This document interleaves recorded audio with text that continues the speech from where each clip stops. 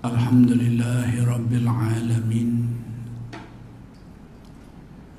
Wabihi nasta'in. Allahumma salli ala Sayyidina Muhammadin Nabiyil Ummi wa ala alihi wa sahbihi wa sallim. Rabbi shrah li sadri wa yassir li amri wahlul 'uqdatam min lisani yafqahu qawli.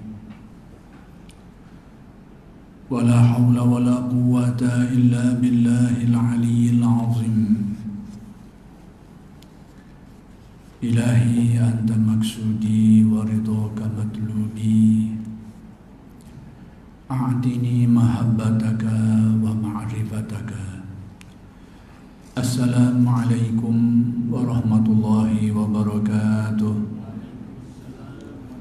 Alhamdulillah wa syukrulillah, wassalatu wassalamu ala rasulillah, amma ba'du.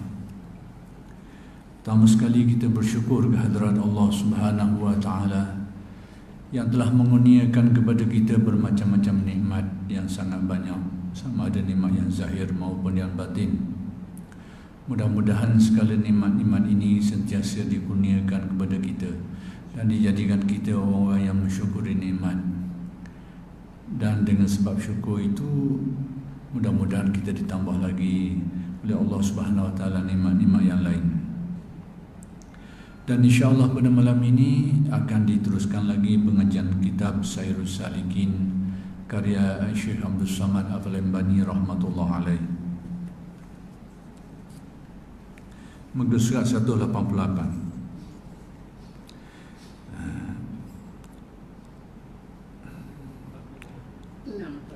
Perkataan Sayyidi Abdul Hasan Syazili tu kita ambil kata-kata Abdul Hasan Syazili tu sikit. Lebih hampir bawah tu lagi.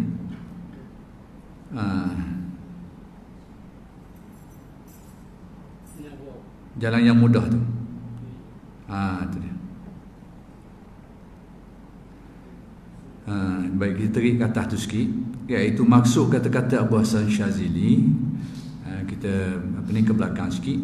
Artinya, ini kata-kata Syazili ni laisa rajulu min zalika man yadulluka ala ta'abika. Innama rajulu min zalika man yadulluka ala rahatika. Artinya, bukan laki-laki yang kamil, yakni bukanlah seorang guru yang sempurna. Kamil di sini maksudnya yang mencukupi syarat lah. Manusia ni ke mana-mana pun tak boleh kita nak kata sempurna. Tapi bila disebut sempurna dalam istilah tasawuf ni, yang dikira sudah memenuhi kehendak dia tu. Atas nama manusia memang tak ada. Bukan saja manusia, makhluk. Atas nama tu memang tak ada sempurna. Cuma bila kita baca kitab-kitab tasawuf, yang dikatakan sempurna di situ, kita kena fahamlah. Maksud sempurna di situ yang memenuhi kriteria dia, yang mencapai maksudnya. Bukanlah lelaki yang kamil itu, yakni bukanlah seseorang yang sempurna itu, iaitu orang yang menunjukkan akan dikau atas jalan tarekat yang menyusahkan akan dikau. Bukanlah seorang lelaki yang sempurna, yakni bukanlah seorang guru yang sempurna itu, yakni yang memenuhi persyaratan ataupun yang memenuhi kriteria dia tu, orang yang tu menunjukkan engkau kepada jalan yang menyusahkan. Maksud ni dia ajar kita yang mana petunjuk-petunjuk dia tu, pedoman-pedoman dia tu menjadikan kita semakin terbeban, menjadikan kita semakin susah, terbeban dan sebagainya. Kata Abu Hasan Syazili, itu bukan guru yang sempurna. Jadi maksud yang nak disampaikan oleh Abu Hasan Syazili ni, guru yang sempurna dalam dunia tasawuf ni bukanlah orang yang hanya mengajarkan engkau tentang amalan saja. Muamal ni, sekadar tu. Lepas tu kau tambah, sekadar tu saja. Itu bukan guru yang sempurna dari kacamata tasawufnya. Tetapi yang sempurna itu yang bagaimana? Tengok. Hanya sungguhnya laki-laki yang kamil, yakni seseorang yang sempurna itu, yakni guru yang sempurna itu, yang mencukupi syarat itu, iaitu orang yang menunjukkan akan dikau atas jalan tarekat yang menyenangkan akan dikau. Yakni dia menunjukkan kepada kita ni jalan-jalan yang menatijahkan sesuatu yang menjadi lebih mudah, lebih ringan, lebih senang bagi kita. Maksudnya guru yang sempurna ni dia tunjukkan sesuatu amalan ni yang mana kalau kita belajar baik dengan dia, akhir sekali kesan daripada amalan tu menyebabkan kita rasa jadi mudah nak buat amalan-amalan. Jadi ringan, jadi mudah, jadi seronok, jadi asyik. Tu. Sama jugalah doktor hok mahir ni, dia beri obat, kadang-kadang obat tu pahit, tapi tujuan dia supaya kita rasa sihat lepas tu. Hok jadi bukan doktor ni, dia sumbat je. Beri kakang. Dia tak tahu, nak tinjau yang benda tak tahu. Beri je, so makanlah. Doktor apa tu? Mau makan setakat ni. Banyak ni. Sampai masa ni je. Lepas tu sihat. Jadi natijahnya tu sihat. Hak ni mula-mula jadi kau penyakit dia. Ya beri kakang, ya beri, so makan. Lebih. Akhir-kali bawa mudarat lain pula. Itu bandingan yang mudah lah. Jadi guru dalam dunia tasawuf ni, iaitu orang yang menunjukkan kepada kita amalan-amalan yang natijahnya tu menjadikan kita merasa lebih kuat, lebih senang, lebih selesa, lebih mudah melaksanakan kewajipan kita terhadap Allah. Natijah dia tu. Jadi kita rasa senang, rasa gembira, rasa suka hati. Amalan tu tetap berat, tapi didikan guru yang baik ni, dia akan membawa kita amalan berat tu jadi ringan. Malah hak payah tu jadi mudah. Hak yang menyusahkan kita tu, yang tidak menyeronokkan, yang kita rasa pada satu ketika kita rasa macam tak suka hati dan sebagainya, jadi asyik, jadi galik dengan amalan tu, menyenangkan kita. Itu yang dimaksudkan sebagai lelaki yang sempurna, yakni guru yang sempurna, seperti yang disebut oleh Syekh Abdul Hasan Asy-Syazili. Bukan dari jenis orang yang hanya ajar kita amalan, patut tambah, sekadar tu saja, tidak. Tapi ajar kita amalan, macam mana dengan amalan ni, dia akan membuka hijab hati kita tu, yang mana dengannya kita akan merasa hak susah jadi mudah, hak berat jadi rasa ringan. Itulah guru yang sebenar, kata Abdul Hasan Asy-Syazili.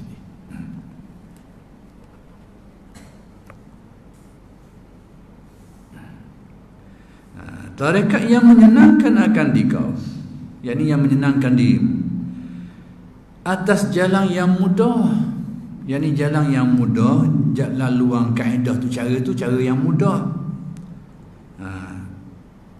yakni jalan yang lagi hampir kepada Allah Ta'ala. Ditunjukkan kepadamu, pada kita ni, jalan tu pertama sekali mudah, lepas tu hampir dengan dekat, mudah untuk kita mencapai maksud, untuk kita mendekatkan diri hati kita ni kepada Allah. Itu dia. Baik, dan setengah jalan yang terlebih hampir kepada Allah Ta'ala lagi mudah itu.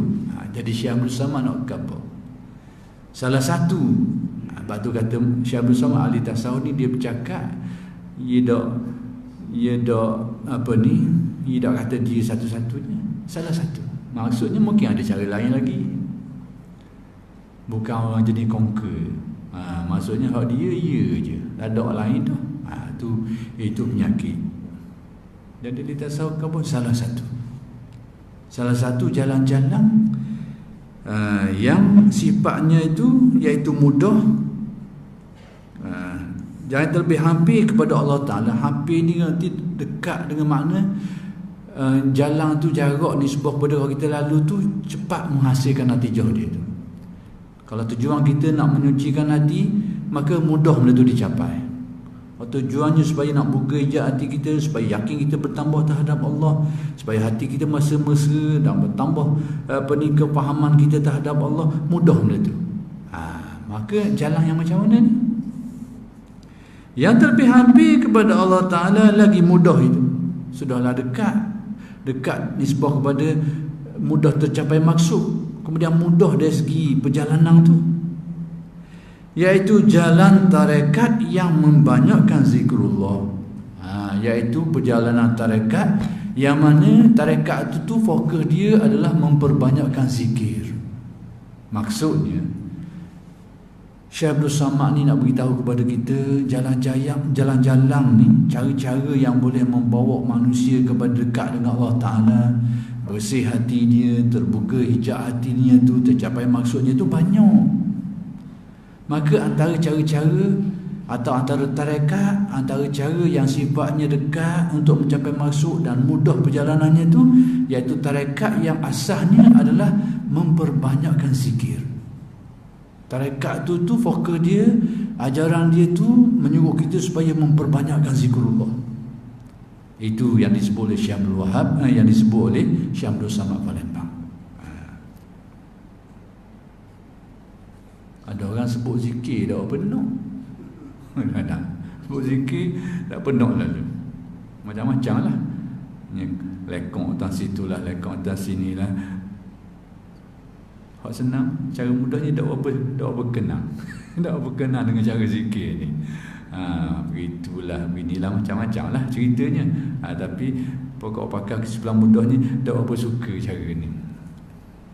Tengok, bila Syekh Abdul Samad kata macam ni, apa pedoman yang dia beri, dalil apa yang menjadi sandaran dia dan sumpahnya. Kita tengok dia kata apa.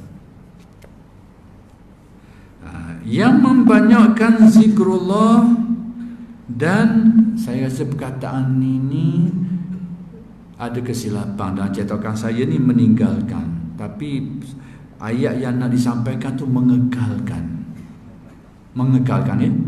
Jadi cetakan saya ni meninggalkan, berarti berlaku kesilapan cetakan sinilah. Yang membanyakkan zikrullah dan mengekalkan akan dia, yakni mengekalkan zikir itu hidup. Itulah antara cara, antara tarekat yang dikatakan sebagai dekat untuk mencapai maksud, untuk menghasilkan mencapai maksud dia tu, dan mudah cara dia tu, perjalanan dia tu.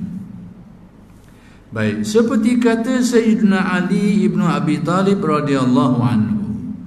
Jadi yang menjadi sandaran antaranya kata-kata Sayyidina Ali lah.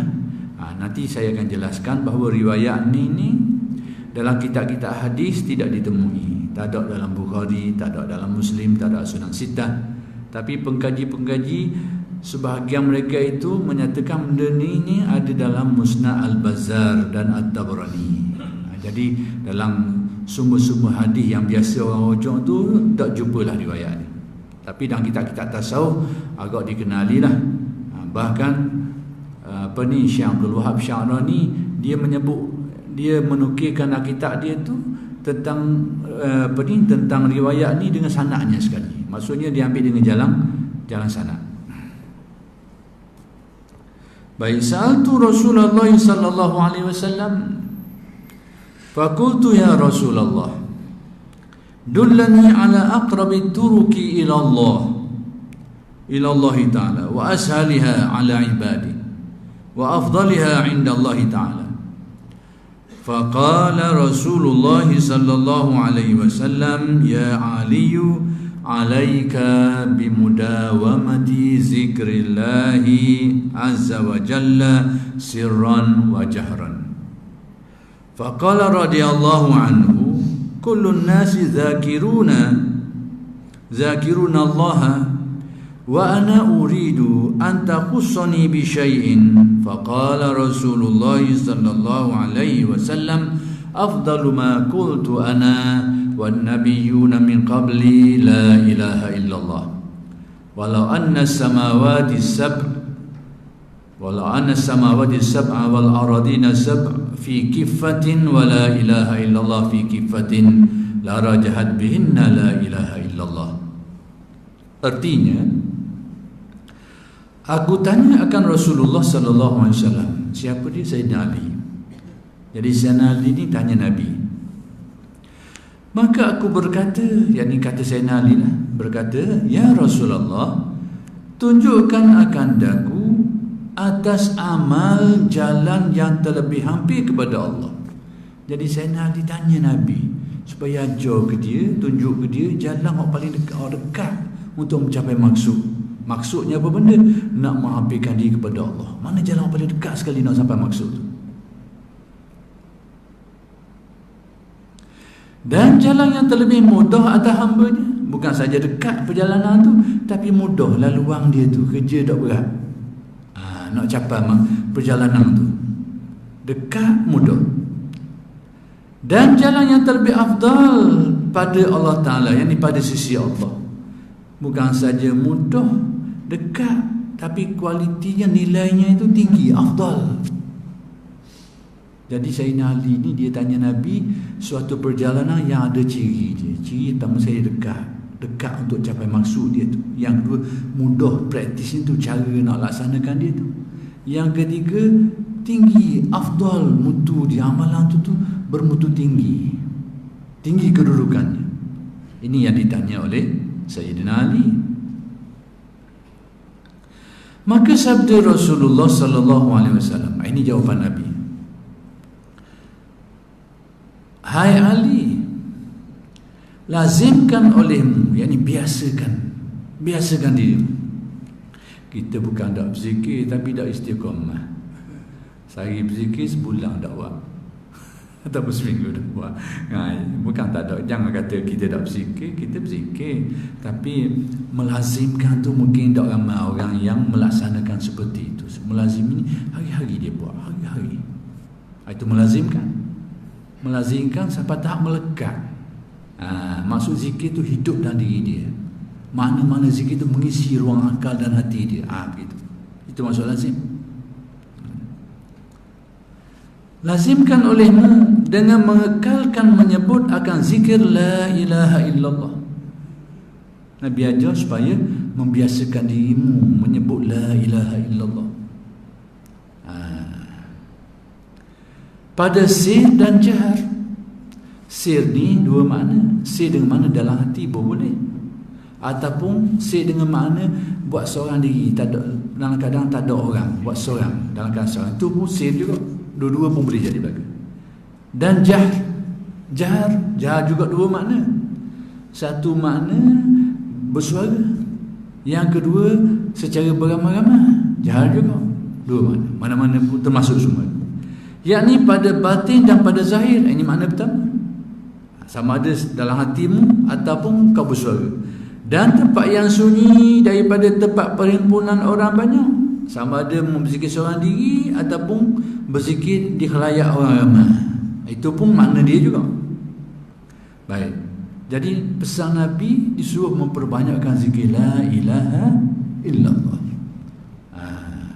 Al-Imam Junaid Al-Baghdadi, antara tarekat Imam Junaid ini melazimi zikir la ilaha illallah ni secara suara yang agak keras, suara yang nyaring. Dan memang beliau ini biasa membiasakan diri dengan berzikir la ilaha illallah, sehingga cerita kisah menyebut ketika Imam Junaid mati. Ketika Imam Junaid mati ni, orang dengar lagi suara zikir ni daripada kamar dia, daripada bilik dia tu, bunyi lagi. Dia mati tak? Tapi janganlah kita sangka buruk pula. Jangan ya beraturaya. Jangan buat begitu pula. Jangan sangka bodoh orang kita ni kalah banyak kok. Aturaya lah, itulah macam-macam. Kena tengoklah orang. Tak Nabi ada orang bela juga. Tapi siapa orang tu? Kalau kita tengok dia orang soleh, ilmu dia muafakat syara', amal dia soleh, takwanya tinggi, penahwa dirinya baik, maka baik sangkalah mudah-mudahan dia orang soleh paling kurang, ataupun awliya. Jadi Imam Junaid ni dengar, dah banyak berlaku kisah-kisah macam ni berlaku di tempat kita. Saya nak cerita sikit dan kita kena jaga-jaga. Ini sejarah berlaku dah di Nusantara ni. Kita antara ancaman yang mengancam, bukan saja mengancam masyarakat, tapi mengancam pemikiran kita, komunis. Kena jaga-jaga. Komunis dulu ada nama, hari ni tak ada nama, tapi bendanya berjalan. Kena jaga-jaga, bendanya berjalan. Saya nak cerita kisah ni berlaku tempat kita. Kita tahu berlaku zaman darurat. Dia sepanjang kurung yang ke-20 ni ada, dia berlaku serentak di sekitar ni. dia buat kaca ni. Pertama era 20-an berlaku. Pak kita mungkin kita dah cerita, tapi dalam sejarah Nusantara berlaku tahun 20-an. Lepas tu tahun 40-an berlaku pak kita. Lepas Jepun lari tu berlaku. Kemudian berlaku tahun 60-an. 60-an 13 tu. Lebih kurang je. Nusantara ni tempoh yang sama. Sekitar 10-15 tahun jadi sekali senyap timbul balik. Hak saya nak ceritanya, kalau di tanah Jawa komunis ni dia bunuh orang, cara dia macam mana sehingga dikenali. Dia gali telaga, dia bunuh-bunuhnya sumbak dalam tu, dia tutup telaga tu. Itu cara dia. Jadi pada waktu tu banyak telaga-telaga yang digali. Orang tengok apa banyak telaga digali. Rupanya dicadang nak sumbak orang dalam. Jadi berlaku antaranya melibatkan alim ulama. Ini sejarahnya. Maka antara kisah yang berlaku di tanah Jawa ni, alim ulama dibunuh hidup-hidup. Antaranya Syekh Sulaiman yang terkenal di tanah Jawa sebagai ulama dan juga ahli sufi, ahli tarekat, terkenal dia. Dia sedap-sedap hati dah. Dia sedap-sedap hati. Dia buat tipu cara macam mana? Dia buat surat undangan hadir majlis dan majlis kerajaan keagama lah, maulud sebagainya. Ini nyamuk kawan ni ramai orang mari. Sabatai dia kupus tepatnya bunuh habisnya, temboknya semelih macam-macam. Jadi ulama ni Syekh Sulaiman Zuhdi ni dia dapat undangan tu dia sedap-sedap. Allah Taala buka hati, tapi buat benda dah mungkin takdir dia. Dia pergi kau. Dia sedap-sedap hati. Berat hati. Dia sadar benda tak kena, tapi mungkin sampai masa dia pergi. Dibunuh. Tapi komunis masa tu dia hapus bukti, lepas tu dia tanam dan laga. Sebagaimana dia bunuh 7 jendera Indonesia dulu, dan yang ditanam di sebuah telaga di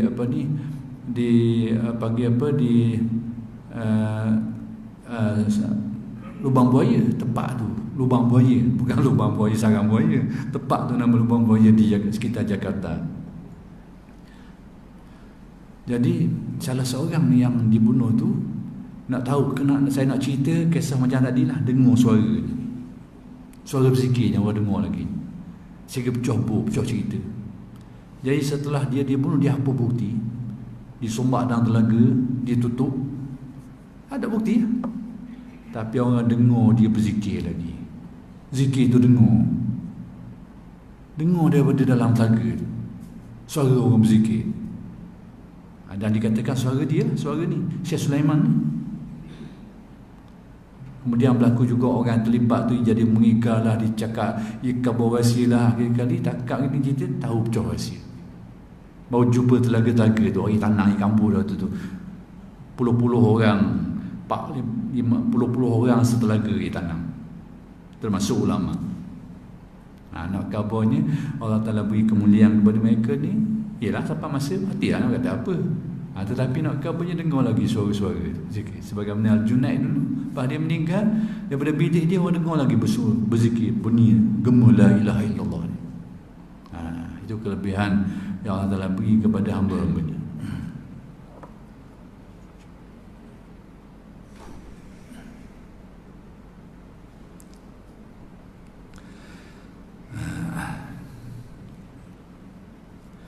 Maka berkata Sayyiduna Ali radhiyallahu anhu, sekalian manusia menyebut akan zikrullah.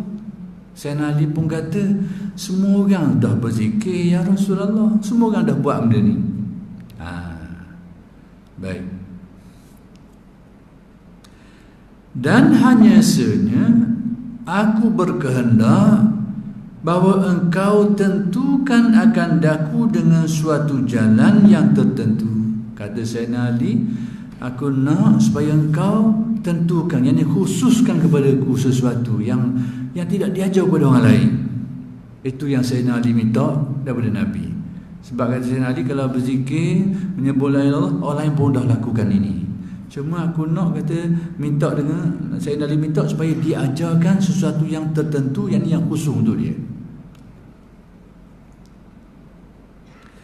yang tertentu bagiku, yang khusus bagiku. Maka sabda Rasulullah sallallahu alaihi wasallam, bermula yang terlebih afdal yang aku kata dan segala yang dikata oleh segala anbiya yang terdahulu daripada aku ini, iaitu la ilaha illallah. Nabi beritahu. Nabi kata, kalimah yang paling afdal yang aku ucapkan, yang aku kata, yang aku ucapkanlah, dan diucapkan oleh nabi-nabi sebelumku lagi. Dan siapa dia nabi-nabi? Sejak daripada Nabi Adam lagi. Maka kalimat yang paling mulia yang mereka ucapkan ni tak ada lain selain daripada la ilaha illallah. Nak beritahu kelebihan ni. Baik, kemudian Nabi nak beritahu nilaian kalimat ni. Kita kadang-kadang sesuatu perkara tu bila dah biasa dah lalu, kita pandang remeh, kita pandang kecil, kita pandang ringan, biasa. Orang tahu belaka. Lebih-lebih lagi orang gila pun boleh sebut, orang sihat pun apatah lagi, budak-budak pun boleh sebut, orang dewasa apatah lagi. Dah kalimah la ilaha illallah, siapa dia dah boleh sebut? Acong pun boleh sebut. Mula-mula ada la ilaha illallah pada Islam pun tak. Tapi menjadi kelaziman di kaum orang Melayu, dia biasa sebut la ilaha illallah. Orang Melayu melantau la ilaha illallah. Kalau orang tiru. Tapi tak apalah. Cuma Nabi nak beritahu tentang rahsia kalimah ni. Apa nilai yang dia? Ini Nabi beritahu. Jikalau ditaruh pahala orang yang menyebut la ilaha illallah itu pada satu daun neraca. Nabi buat analogi, Nabi buat tamsilan, iaitu orang yang mengucapkan la ilaha illallah ni, kalimah ni diletak satu nimbang. Neraca kan ada dua, nimbang ni ada dua neraca. Hak satu ni dia letak kalimah la ilaha illallah, yang ni pahala orang mengucapkannya. Jadi Syekh Abdul Samad ni dia menafsirkan pahala orang mengucapkan la ilaha illallah tu. Dan 7 petala langit dan 7 petala bumi pada satu daun neraca. Hak selagi pula yang mengisinya 7 lapis langit, 7 lapis bumi. Dah besar mana? Bayangkan 7 lapis langit, 7 lapis bumi.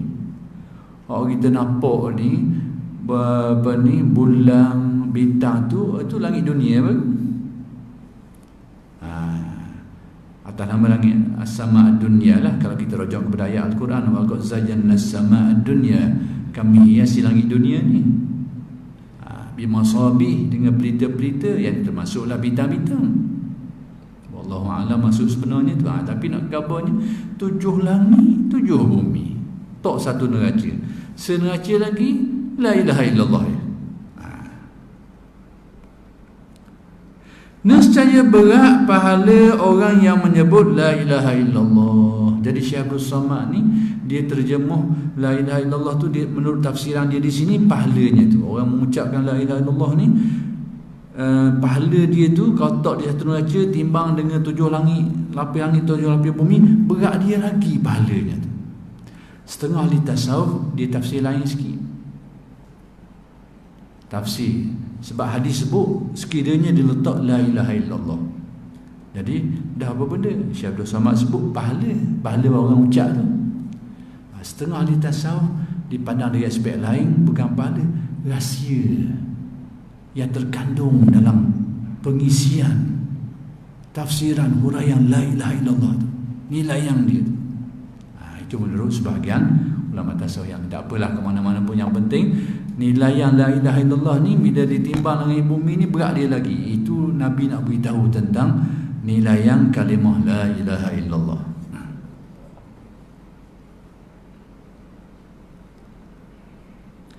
Nescaya berat pahala orang yang menyebut la ilaha illallah daripada 7 petala langit dan petala bumi itu. Itu kelebihan dia. Demikianlah disebutkan hadis ini oleh Sayyidi Syekh Abdul Wahhab Asy-Sya'rani di dalam kitabnya yang bernama Madarijus Salikin. Sebab tu saya kata hadis ini tidak ditemui di dalam riwayat-riwayat yang biasa kita dengar. Tak ada dalam Bukhari dan Muslim. Demikian juga Sunan Sittah, Sunan Sittah yang sedia maklumlah. Itu tak ada disebut di situ.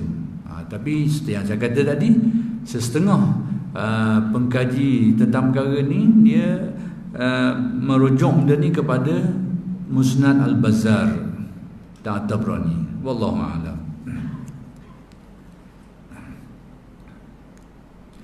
Jadi sebab tu dulu timbul masalah, timbul sikit perbezaan pandangan yang kita anggap. Jadi isunya bila saya mengajarkan orang-orang yang terlibat dengan penagihan dadah ni, dengan mengajarkan dia supaya membiasakan mengucap la ilaha illallah sebagai salah satu cara untuk rawatan penyakit. Sebab kita faham bahawa ketagihan itu dia punca mari daripada ingatan dan perasaan. Jadi hak bahagian tu kena robah. Kena robah, kena isi dengan benda lain. Isi sesuatu yang menanam keyakinan dia. Maka guru kita ajar dia la ilaha illallah. Jadi timbul muskilah sikit, timbul apa benda. Ada orang kata apa ni tak boleh ajar kepada orang-orang seperti itu kerana dia anggap sebagai orang ni banyak kekurangan, faktor ain, tak sesah molek, orang itu dan ini. Mungkin ada sebahagian macam tu, tapi tidak semua. Jangan kita anggap orang terlibat, orang yang diduga dengan penagihan ni orang bodoh-bodoh, kena molek, cerdik daripada kita. Ada lepasan universiti pun ada, lepasan pondok pun ada. Sebahagiannya hak tak erti betul itu memang ada lah. Tetapi dia asuh lah, dia ajar sikit demi sedikit. Cuma ada kritikan setengah orang, dia kata tak betul cara tu. Tapi kita kata itulah yang kita warisi daripada silsilah guru kita tu. Dan kalau kita usul-usul lagi, itulah yang pernah dilakukan oleh Syekh Abdul Qadir. Nanti kita akan jumpa dalam kitab ni nanti, bagaimana Syekh Abdul Qadir mengajar pokok-pokok, penyamun, pencuri-pencuri. Kalau kita ambil lalu Syekh Abdul Qadir dah. Tapi sebahagian mereka tu jadi orang soleh, jadi orang yang berubah, orang yang lebih baik dan sebagainya. Sebab tu kadang-kadang kalau kita ni ada ilmu, jangan kita sombong dengan ilmu kita. Disebut sebelum ni kisah Bani Israel. Sudah lalu kisah ni, tapi kita ingat balik, nak beritahu bahawa kita jangan pandang remeh kepada orang yang kita nampak tak macam kita. Kita ni semayang bang tak tinggal, tengok orang yang tak apa sempurna molek, jangan pandang remeh ke dia. Atas perbuatan dia tu tak betul lah, kita kena betul lah. Kalau tak semayang, kena ajarlah ke dia. Tapi atas pribadi diri kita, jangan kita rasa kita pandang dia hina, kita ni rasa mulia. Itu silap. Jangan macam tu. Atas perbuatan salah dia, kena akui lah, salah lah. Tak semayang, dah tu salah, kena betul lah bagian tu. Tapi kita atas diri pribadi, kapasiti diri kita ni, jangan kita rasa lebih mulia. Ini ada riwayat Imam Ghazali dan Syekh Abdul Samad ni disebut kisah ni, salah satu je dari mereka ni, seperti yang disebut dah sebelum ni, tapi kita nak ingat balik macam mana kisah mengenai Bani Israel. Ada seorang tu dia ahli ibadah lah. Jadi ada seorang lagi ni dia ahli maksiat. Jadi dia mari nak duduk dekat dengan orang ahli ibadah ni. Tujuan apa? Dia kata mudah-mudahan dia tahu aku ni jahat, maka aku duduk tempat orang baik ni, orang soleh ni, mudah-mudahan dapat berkat dia pula. Dia mengharap berkat orang alim tu, orang soleh tu. Tapi orang soleh ni pula, bila dia tengok orang dikenali sebagai jahat mari pak dia, yang mbak dia pandahin dia. Kawan ni mari nak ambil berkat dia tu, dia orang soleh, dia orang ahli ibadah, ahli tu. Tapi dia ni lah pandang rendah ni, dia halau orang ni. Maka Allah Ta'ala turun wahyu kepada Nabi-Nabi pada zaman tu bahawa jadi terbalik. Hak muhalau tu, itulah diberi ampunan. Hak ni hak yang dihalau tu. Tapi hak yang menghalau ni lah yang bermasalah pula. Itu kedudukan. Tapi nak pergi ceritanya macam tu lah. Jadi isunya saya terangkan di sini ni mungkin untuk menjelaskan supaya perkara yang jadi jelas, tak timbul kekeliruan. Orang nak pakai, tak mau pakai, sudahlah. Jadi timbul isu bila kita ajar mereka ni dengan berzikir la ilaha illallah ni, dia kata adalah pandangan setengah orang itu begitulah, bina tak apalah. Cuma saya nak jelaskan dari satu aspek lah. Baik, yang kita ajar tu kita namakan sebagai tarekat lah. Jadi setengah orang ni berpandangan tarekat ni adalah untuk orang yang bersih-bersih. Orang hok molek dah, orang hok siap, hok molek dah baru boleh belajar. Kalau orang hok bawah ni dak erti mana ni, dak lengkap molek ataupun kurang lagi, dak benar si dak boleh. Mungkin orang yang nak pegang pandangan tu lah tak apalah. Cuma saya nak kata bahawa dalam sejarah ahli tasawuf, bahawa di antara ulama-ulama tasawuf tu ada yang mengambil sikap mengajarkan mereka itu ajaran-ajaran khusyuk atas dasar tabarruk, mengambil berkat. Mudah-mudahan hak mana hak kerah bedal tu jadi lembut. Mudah-mudahan hak mana-mana hati karat teruk tu mudah-mudahan bersih sikit. Mudah-mudahan hak cenderung kepada kejahatan tu maka timbul kesedaran dan bertaubat. Itu satu. Yang kedua, kita kena faham apa erti tarekat. Kalau orang faham erti tarekat, tak ada timbul masalah sini. Tapi bila tarekat tidak diertikan dengan baik, maka timbul masalah lah. Tarekat ni perjalanan. Bila sebut perjalanan ni, tadi kita sebut bab tarekat dah, dan tarekat ni banyak. Sebab tu kata ada yang rasmi tarekatnya, ada yang tidak rasmi. Maksudnya masing-masing yang mengamalkan satu amalan tu tarekat bagi dia lah. Tapi mungkin tarekat yang dia buat lah. Cuma ada tarekat yang rasmi seperti yang terkenal dalam dunia Islam dengan nama-nama tertentu yang disebahkan kepada guru tertentu seperti Naqsyabandiyah, Ahmadiyah, Sanusiyah dan sebagainya, Qadiriyah, macam-macam itu nama yang sudah established, terkenal. Tapi jangan kita anggap itu saja, banyak lagi seperti yang disebut tadi tu, tarekat ni banyak. Maka antaranya disebut Syekh tadi jalan zikir. Ini kita mengulas tentang zikir tapi nak kait perkara-perkara tadi tu. Bila sebut tarekat ni, makna umum tentang tarekat ni jalan. Kita tahulah bila sebut jalan ni, jalan tu ia bukan titik, dia garis panjang. Dia bukan jadi titik situ. Dia garis panjang. Maksudnya dia ada tempat mula dia, kemudian dia ada ujung dia tu, tujuannya tu. Itu bagi jalan. Kalau bulat tu orang panggil roundabout, orang tak panggil jalan, panggil roundabout. Mesti ketang situ dia. Roundabout. Jalan ni mesti ada tempat mula dia, ada tempat ujung dia. Maka tarekat tasawuf pun macam tu juga. Dia merupakan, kalau jalan tu jalan biasa, jalan. Kalau tarekat ni perjalanan rohani dia tu. Persoalannya dari mana bermulanya tarekat ni? Tak mula dia tu. Dan ke mana kesudahan dia? Kalau faham sini, tak timbul masalah. Tapi bila keliru sini, kita anggap tarekat ni untuk orang comel-comel je, orang bersih-bersih dah ke, awliya, untuk ulama-ulama saja. Ini tidak dapat memahami pengertian tarekat dengan baik. Itu pun. Permulaan perjalanan tarekat, bukalah kitab mana-mana pun. Ni standard je. Bukalah tarekat tasawuf mana-mana pun. Kecil-kecil ke, besar-besar ke, kita akan temui fakta yang sama. Permulaan perjalanan manusia dalam tarekat ni bermula dengan taubat. Bermula dengan taubat. Cuma kita hari ini ni yang tidak ada orang ni menempuh perkara ni tidak tersusung. Maksudnya dah ikut sistem. Macam kita belajar dah ikut sekolah, duduk rumah belajar sendiri. Sama juga kita macam hari ni kita dah belajar tarekat mana-mana, kita berusaha dan bertaubat gini. Betul, tak salah. Macam orang belajar sendiri baca itulah. Cuma tidak terarah, tak ada silibus. Adapun orang yang belajar tarekat ni, dia ada silibus dia. Maksudnya sistem bersistem. Ada guru macam sekolah lah. Ada darjah berapa, darjah 1 sampai darjah 6. Ada guru dia darjah 1 kitab apa benda, belajar apa benda. Demikianlah tarekat. Dia bermula dengan taubat yang disistemkan. Lalu bagaimana bermula taubat dalam tarekat ni? Iaitu yang dijadikan tumpuan dalam tarekat ni hati yang sedar. Hati yang mula sedar bahawa dia banyak silap. Hati yang sedar bahawa dia akan mati. Hati yang sedar bahawa ada Tuhan yang perlu, yang kena dia mengabdikan diri. Timbul kesedaran tu.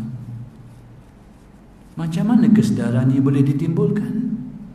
sehingga bermulanya taubat, dikatakan taubat bergerak tu, maka menurut ulama tasawuf adalah melaksanakan zikir. Itu menurut kaedah ulama tasawuf. Kalau ada orang kata kesedaran ni boleh diambil dengan cara lain, silakanlah. Contohnya ada orang kata nak dapat kesedaran ni dengan cara masuk kursus, pergilah kursus. Kalau ada orang kata nak dapat kesedaran ni dengan cara mengaji kitab, menadahlah, mengaji, khatamlah kitab tu ini.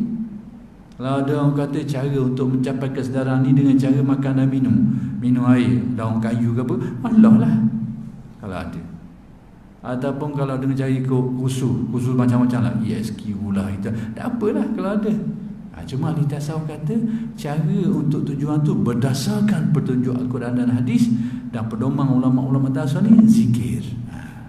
Jadi zikir yang diajarkan kepada mereka ni, orang yang teruji dengan, terjatuh dengan pelibatan pengambilan barang terlarang ni, maka dia ajar zikir tujuan untuk menjalan, menyedarkan hati dia supaya boleh jalan, rasa nak berubah, nak baiki. Hak tak mau semayang jadi rasa nak semayang, hak tak mau mengaji rasa nak mengaji, hak tak ada pedoman, tak ada keyakinan, mula ada timbul keyakinan. Hak tak ada pegangan, mula ada pegangan. Itu permulaan perjalanan, dinamakan taubat. Tukar berubah, duduk semayang ke semayang, cuma dimulai dari dalam dia, sedar. Daripada hendak sedar berasa no, berasa no. Daripada kosong tak tahu benda, berasa nak semayang, berasa nak puasa, berasa nak betul, berasa nak tahu, nak mengaji, berasa nak pergi sejik, jadi timbul tu. Jadi menurut kaedah tasawuf caranya macam tu. Jadi itulah asas yang, jadi saya nak kaitkan yang disebut sinilah ni, yang disebut oleh Syekh Abdul Samad. Maka jalan yang disebut sebagai dekat, mudah, afdal adalah memperbanyakkan dan mengekalkan zikir. Itu pedoman yang diberi oleh ulama tasawuf. Jadi kalau ada orang tak setuju, silakanlah, tak ada masalah apa-apa. Dari kelompok alim ulama dia kata bukan cara dia kena mengaji, Allah lah, ajarlah, ngajilah kitabnya, tak ada masalah apa-apa. Cuma ini menurut kaedah ulama tasawuf.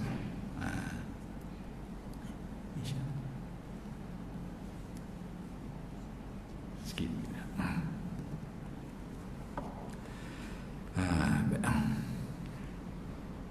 Dan seperti kata Sayyidi Mustafa Al-Bakri rahimahullahu ta'ala, wa'alam anna aqrabat turuki ilallahi ta'ala az-zikru fa inna ahla zikri ahlullahi wa khasatuhu wa hum julasa'uhu ta'ala wa umana'uhu ala asrarihi hazu rutbatas salafi.